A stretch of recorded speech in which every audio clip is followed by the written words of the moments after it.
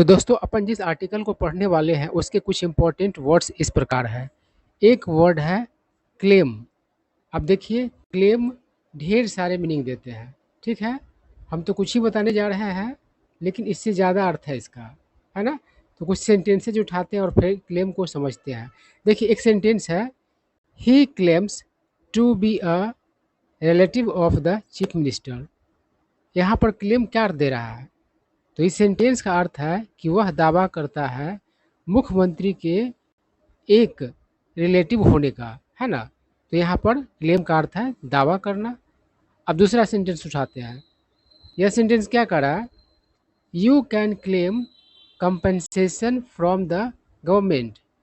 अब देखिए कंपनसेशन का मतलब होता है मुआवजा, हर्जाना, क्षतिपूर्ति, है ना। तो इस सेंटेंस का अर्थ हुआ कि आप क्लेम कर सकते हैं मुआवजा सरकार से। तो यहाँ पर क्लेम का अर्थ है मांगना, मतलब आप सरकार से मुआवजा मांग सकते हैं। तो यहाँ पर क्लेम का अर्थ है मांगना। अगला सेंटेंस है, which team will claim the world cup this year. इस सेंटेंस का अर्थ है कौन सी टीम इस वर्ष वर्ल्ड कप जीतेगी। तो यहाँ पर देखिए क्लेम का अर्थ है जीतना, ठीक है। अब एक और सेंटेंस उठाते हैं। सेंटेंस क्या है? The derailment of the train claimed many lives. Life का प्लूरल बन गया है, लाइफ मतलब जीवन होता है ना। तो इस सेंटेंस का क्या अर्थ हुआ? इस सेंटेंस का अर्थ हुआ, देखिए डीरेलमेंट का मतलब होता है बेपटरी होने का घटना, है ना।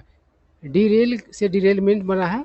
तो डिरेल मतलब होता है बेपटरी होना और डिरेलमेंट का अर्थ क्या होगा? बेपटरी होने का घटना। तो क्या कर रहा है, उस ट्रेन के बेपटरी होने की घटना ने अनेक जान ले लिए, है ना। तो यहाँ पर क्लेम का अर्थ है जान लेना, मतलब लेना होता है लेकिन ले लाइफ के लिए प्रयोग किया जाता है। क्लेम लाइफ मतलब कि जान ले लेना, है ना, मतलब मौत उत्पन्न करना, ठीक है। तो आप लोग देखिए कि कितना अर्थ दे रहा है, और ये तो कुछ ही बताया है और बहुत सारा अर्थ है इसका, ठीक है। चलिए अगर बताने लगे तो ये पूरा सेशन क्लेम पर ही खत्म हो जाएगा। हम लोगों को आर्टिकल भी पढ़ना है। चलिए आगे बढ़ते हैं। उसके बाद है रीइंस्टेट। रीइंस्टेट का मतलब होता है फिर से नियुक्त करना या फिर से बहाल करना, ठीक है। जैसे कि किसी कारण से किसी का नौकरी ख़त्म हो जाता है और अगर उसको फिर से नौकरी दे दिया जाता है तो उसको रीइंस्टेट कर दिया जाता है ना। या फिर किसी संगठन से किसी को हटा दिया था उसको फिर उसमें रख लिया था तो रीइंस्टेट कर दिया गया उसको, ठीक है।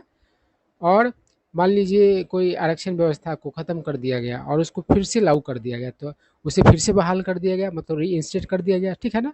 तो इस तरीके से इसका यूज होता है। अगला है वेटरन।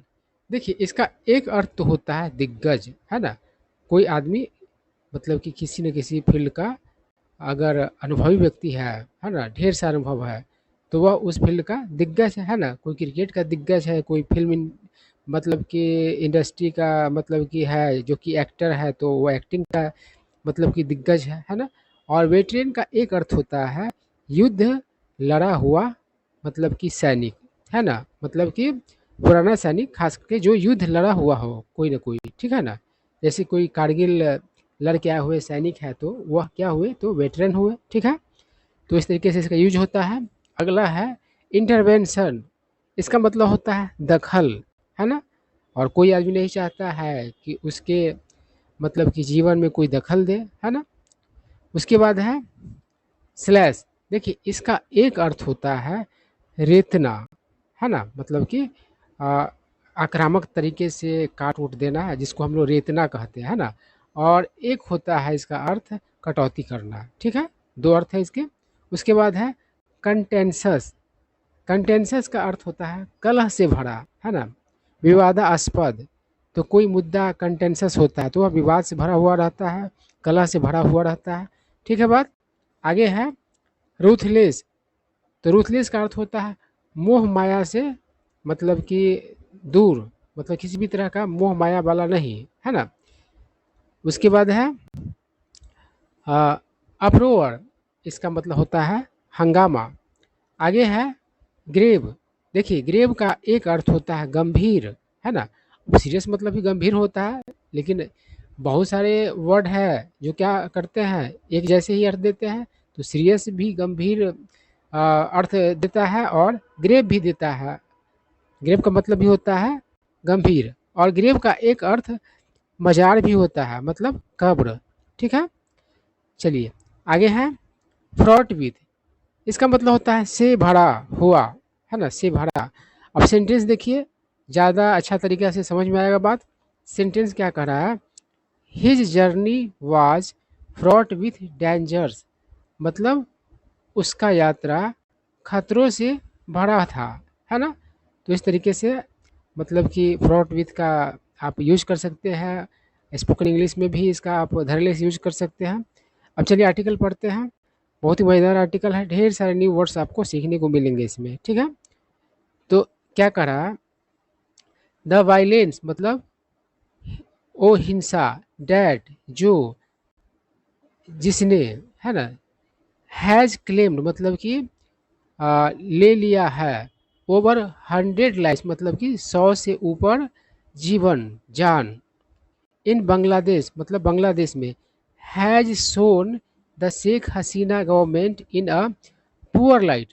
अब देखिए यहाँ पर समझने वाला बात क्या है, सो इन अ पुअर लाइट, इसका मतलब होता है इमेज खराब करना, है ना, छवि बिगाड़ना। तो कह रहा है कि वो हिंसा जिसने 100 से ऊपर लोगों का जान ले लिया है ना, बांग्लादेश में, उसने क्या किया है, उस हिंसा ने तो शेख हसीना का सरकार का छवि बिगाड़ा है। ठीक है बात, चलिए आगे बढ़ते हैं। क्या करा, द रूलिंग डिस्पेंसेशन। तो रूलिंग मतलब होता है सत्ताधारी, है ना, और रूलिंग का एक और अर्थ है ना, यहाँ पर जो मतलब यूज हुआ है वो यहाँ पर सत्ताधारी अर्थ दे रहा है, और आगे चलकर कुछ और अर्थ देगा, यहाँ पर नहीं बताएंगे, वहीं बताएंगे, है ना, तब मजा आएगा। ठीक है ना। तो कह रहा है कि सत्ताधारी डिस्पेंसेशन मतलब कि पॉलिटिकल पार्टी। देखिए डिस्पेंसेशन मतलब किसी खास समय में किसी देश में जो मतलब कि पॉलिटिकल सिस्टम होता है या रिलीजियस सिस्टम होता है, तो उसको डिस्पेंसेशन कहा जाता है ना। तो सत्ताधारी पार्टी का ही बात कर रहा है। शुड हैव एंटिसिपेटेड, एंटिसिपेट मतलब होता है पूर्वानुमान करना। तो वो किया होता पूर्वानुमान किस चीज़ का, डिस्टर्बेंसेज का, after the high court reinstated मतलब कि हाई कोर्ट के रीइंस्टेट करने के बाद, इन जून, जून में, द कोटा, तो किस चीज़ को हाई कोर्ट ने जून में मतलब कि रीइंस्टेट किया, तो कोटा को, है ना।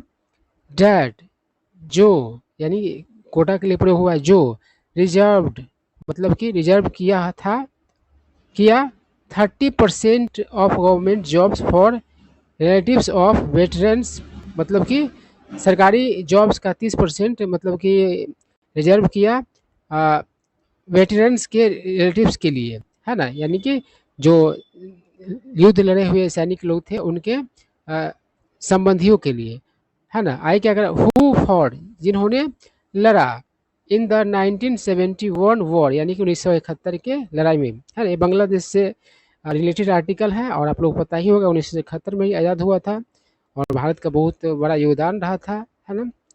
भारत बहुत साथ दिया था बांग्लादेश को आज़ाद होने में, है ना। तो कहा है कि चलिए क्या कहा है, in the 1971 war of independence मतलब कि 1971 का आज़ादी का लड़ाई, द हसीना रेजिम, है ना, यानी कि हसीना का हुकूमत, हैड अर्लियर मतलब कि पहले, हॉल्टेड मतलब कि हॉल्ट मतलब रुकना भी होता है और रोक लगा देना भी होता, तो रोक लगा दी हुई थी, है ना, हसीना का हुकूमत। द कोटा मतलब उस कोटा को इन 2018 मतलब 2018 में, following large scale student protest यानी कि बड़े पैमाने के छात्रों का विरोध प्रदर्शन के बाद, है ना। तो आगे क्या करा है the new round of protest. तो देखिए राउंड आप लोग अच्छी तरीके से समझते हैं, एडमिशन वगैरह होता है तो क्या होता है, कई राउंड में होता है, फर्स्ट राउंड, सेकंड राउंड, ये सब तो राउंड आप लोगों को समझ में आ रहा है ना। राउंड मतलब गोल नहीं, है ना, वो वाला राउंड, ठीक है ना। तो क्या कर रहा है, the new round of protest, यानी कि विरोध प्रदर्शन के न्यू, मतलब कि जो नए राउंड है, कॉट द पावर्स, यानी कि पावर्स को, ठीक है ना, क्या किया, देखिए कैच का एक अर्थ होता है अचानक से होना तथा परेशानी में डालना, तो मतलब कि पावर्स को क्या किया, तो अचानक से परेशानी में डाला। डैट बी ऑफ गार्ड का मतलब होता है खतरा से या फिर परेशानी से, मतलब कि वाकई ये सतर्क नहीं रहना, है ना। तो जो खतरा और से नहीं थे तो उसको क्या किया, वैसे पावर्स को, है ना, पावर्स का मतलब समझ रहे हैं, जो सरकार में रहता है वो उसके लिए ही प्रयोग किया जाता है ना, जो पावर में है, सरकार में जो पार्टी है उसके लिए प्रयोग किया जाता है। एज, क्योंकि क्लैशेज यानी कि टकराव, ब्रोक आउट, देखिए ब्रेक आउट का अर्थ होता है अचानक से शुरू होना, है ना, बिटवीन द पुलिस यानी कि पुलिस और एंड प्रोटेस्टिंग स्टूडेंट्स यानी कि विरोध करने वाले विद्यार्थियों के बीच, अक्रॉस द कंट्री मतलब पूरे देश में, ठीक है। अब चलिए आगे बढ़ते हैं, क्या कर रहा है, मेकिंग अ वेलकम इंटरवेंशन, देखिए मेक वेलकम मतलब होगा आ, दखल करना, दखल देना, और खाली इंटरवीन का मतलब भी होता है दखल देना, है ना। तो कई तरीके से बातों को मतलब कि व्यक्त किया जाता है, लिखा जाता है, बोला जाता है ना। तो कह रहा है कि वेलकम का अर्थ यहाँ पर क्या है, स्वागत करना नहीं होगा, वेलकम का अर्थ यहाँ पर स्वागत योग्य, है ना, जो मतलब कि आपके मतलब जैसा आप चाहते हो वैसा हो, है ना, मनपसंद वाली बात है ना।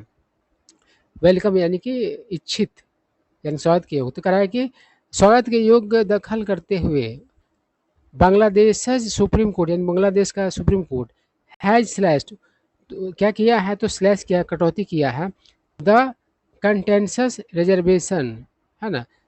तो जो कंटेंसस रिजर्वेशन है, कलह से भरा मतलब कि आरक्षण उसका कटौती किया है ना। चलिए आगे बढ़ते हैं, क्या कर रहा है, इट हैज़ ऑर्डर्ड, मतलब कि बांग्लादेश की कोर्ट, सुप्रीम कोर्ट के बारे में कह रहा है कि उसने क्या किया है, तो आदेश दिया है, डैट कि द वेटरन्स कोटा, यानी कि वेटरन लोग का जो कोटा है उसकी बात कर रहा है, बी कट टू 5%, मतलब कितना कट के होना चाहिए, तो 5%, with 90% of the jobs to be offered on merit, और 98%, सॉरी 98 नहीं है ना, 93 है। तो क्या करा, with 93% of the jobs to be offered on merit, यानी कि 93% जॉब्स किस तरीके से दिया जाना चाहिए, तो मेरिट के आधार पर, द रिमेनिंग 2%, और बचा हुआ 2%, cent 2% will be set aside, set aside मतलब होता है बचा के रखना, अलग से बचा के रखना, है ना। तो बचा के रखा जाना चाहिए for members of ethnic minority, यानी कि एथनिक जो अल्पसंख्यक लोग हैं उनके लिए बचा के रखा जाना चाहिए। तो देखिए कितना परसेंट हो रहा है, तो 2% हो गया, 93% हो गया, 5%, 100% हो गया, है ना। एंड सम अदर ग्रुप्स, मतलब कि 2% के कुछ एथनिक ग्रुप की, अल्पसंख्यक के मेंबर्स के लिए और अन्य समूहों के लिए, मतलब कि बचा के रखने की बात है, ठीक है। देखिए एथनिक जो होता है, जो एक जैसा सांस्कृतिक जो परंपरा होता है उसका पालन करने वाले लोगों का जो समूह होता है उससे संबंधित हुआ, है ना। तो आगे बढ़ते हैं, बात समझ में आ रहा है, थोड़ा बहुत नहीं भी आ रहा होगा तो टेंशन नहीं लेना है, जितना सीख रहे हैं वही धीरे धीरे आपको मतलब कि परफेक्शन की ओर ले जाएगा, धीरे धीरे सब बात समझ में आएगा, समझाने का भी जरूरत नहीं पड़ेगा, ठीक है बात। चलिए आगे बढ़ते हैं, क्या कर रहा है, द रूलिंग इज एक्सपेक्टेड, अब देखिए रूलिंग का अर्थ यहाँ पर आदेश, है ना, और वहाँ पर क्या था, तो सॉरी देखो मिस हो रहा है, हिंदी का वर्ड ही मिस हो रहा है, वहाँ पर रूलिंग का अर्थ क्या था, तो सत्ताधारी था, और यहाँ पर रूलिंग का अर्थ क्या है, तो रूलिंग का अर्थ यहाँ पर है आदेश, है ना, जज वगैरह के द्वारा जो आदेश दिया जाता है, फैसला लिया जाता है, तो उसके ही उसको रूलिंग भी कहा जाता है ना। तो कह द रूलिंग इज एक्सपेक्टेड, तो ये जो रूलिंग से उम्मीद है ना, टू हेल्प यानी कि मदद करने का, इन पैसिफाइंग यानी कि शांत करने में, द प्रोटेस्टर्स यानी कि विरोध करने वालों को, एंड रीस्टोर मतलब होता है पहले के जैसा बना देना, है ना। कोई हालात अगर बिगड़ जाता है तो उसको रीस्टोर कर दिया जाता है, तो उसको पहले जैसा बना दिया जाता है, और रीस्टोर करने में मदद करने का उम्मीद है उस आदेश से, है ना। क्या चीज रिस्टोर करने का, पीस यानी कि शांति, एंड नॉर्मलिटी यानी कि सामान्य स्थिति, है ना। नॉर्मलिटी मतलब क्या होता है, सामान्य स्थिति होता है। रोज लोग ऑफिस जाते हैं, आप रोज कॉलेज जाते हैं, है ना। बिजनेसमैन अपना बिजनेस करते हैं, किसान अपना खेती वगैरह करते हैं, तो ये सब नॉर्मलिटी हुआ, सामान्य स्थिति हुआ।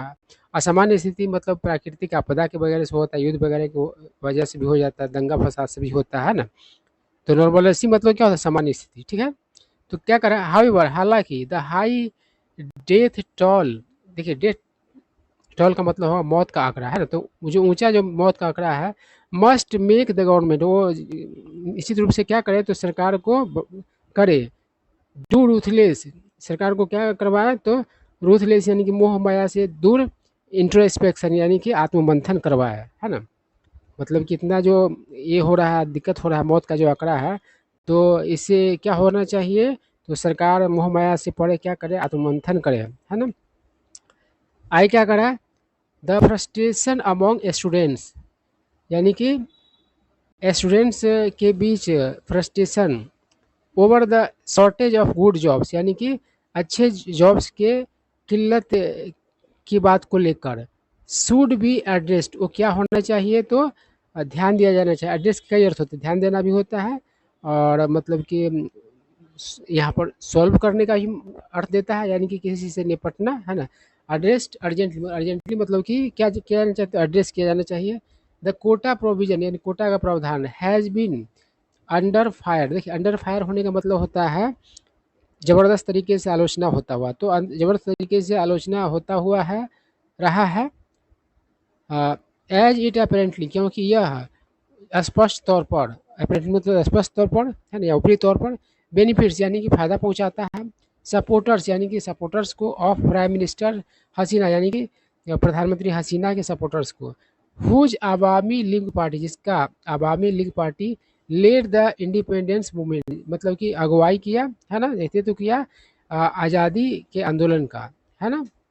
चलिए आगे बढ़ते हैं, क्या करा है, सी हैड डिफेंडेड, उसने यानी शेख हसीना ने बचाव किया हुआ था, इट यानी कि इसका, यानी कि कोटा वाला बात का, ऑन द ग्राउंड, ग्राउंड मतलब आधार, आधार पर, डैट की वेटरन्स यानी कि पूर्व सैनिक लोग, जो युद्ध लड़े हुए सैनिक लोग हैं, डिजर्व्ड यानी कि हकदार थे, द हाईएस्ट रिस्पेक्ट यानी सबसे ऊंचे स्तर के आदर का, सम्मान का, फॉर देयर कंट्रीब्यूशन मतलब कि अपने योगदान के लिए, टू द लिबरेशन, लिबरेशन मतलब है तो स्वाधीनता, आज़ादी, यानी कि आज़ादी स्वाधीनता के लिए, regardless of their political affiliation मतलब कि उनके पॉलिटिकल संबद्धता, एफिलिएशन के का परवाह किए बगैर।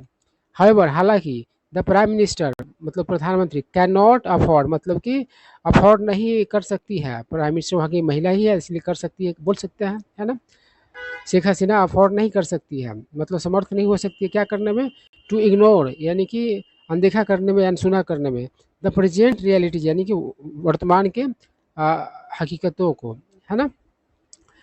आई क्या करा, a merit based system for jobs will help Bangladesh sustain its impressive economic march, तो क्या करा है, मेरिट के आधार पर जो सिस्टम है जॉब्स के लिए, वह क्या करेगा, मदद करेगा बांग्लादेश को बरकरार रखने में, सस्टेन मतलब होता है बरकरार रखना, इट्स इम्प्रेसिव यानी कि इम्प्रेसिव मतलब प्रभावशाली यानी कि दिल को छू लेने वाला, है ना। इसका दिल को छू लेने वाला आर्थिक मार्च है, मार्च मतलब सफ़र, कदम भी होता है ना, चाल भी होता है। Hopefully the government will implement यानी कि होपफुली सरकार क्या करेगी, तो लागू करेगी, इम्प्लीमेंट मतलब लागू करना, द एपेक्स कोर्ट्स ऑर्डर यानी कि एपेक्स कोर्ट मतलब सुप्रीम कोर्ट, सुप्रीम कोर्ट का order, in letter in spirit यानी कि अक्षरशः, है ना। मतलब इन लेटर इन स्पिरिट मतलब जैसा वास्तविक मंशा है उसके अनुसार, है ना, अक्षरशः यहाँ पर सेंस निकल के आ रहा है। आई क्या कर रहा है, and there is also a lesson for India, here for India मतलब और भारत के लिए भी क्या है, तो एक सीख है, वेयर जहाँ मतलब कि भारत में, अनएम्प्लॉयमेंट यानी बेरोजगारी इज अ मेजर इशू यानी कि प्रमुख मुद्दा है, एंड सेवरल स्टेट्स और अनेक राज्य हैव विटनेस मतलब देखा है, एंड अप्रोड यानी कि अप्रोड मतलब कि हंगामा, ओवर कोटा मतलब कोटा को लेकर के प्रायोरिटाइजिंग यानी कि प्राथमिकता देना, पॉलिटिकल कंसिडरेशन मतलब कि राजनीतिक चिंताओं को, ओवर इंश्योरिंग, इंश्योर मतलब होता है सुनिश्चित करना, पक्का करना, level playing field, level playing field का मतलब होता है सबके लिए बराबरी का मौका वाला स्थिति है ना।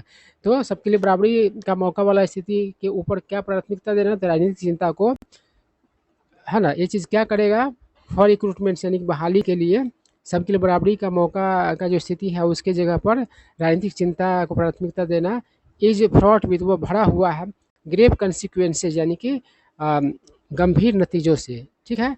तो यही आर्टिकल हम लोगों का मतलब कि था, और कुछ न्यू वर्ड्स हम लोग को सीखने को मिले। तो आप सभी का धन्यवाद अपना कीमती समय देने के लिए।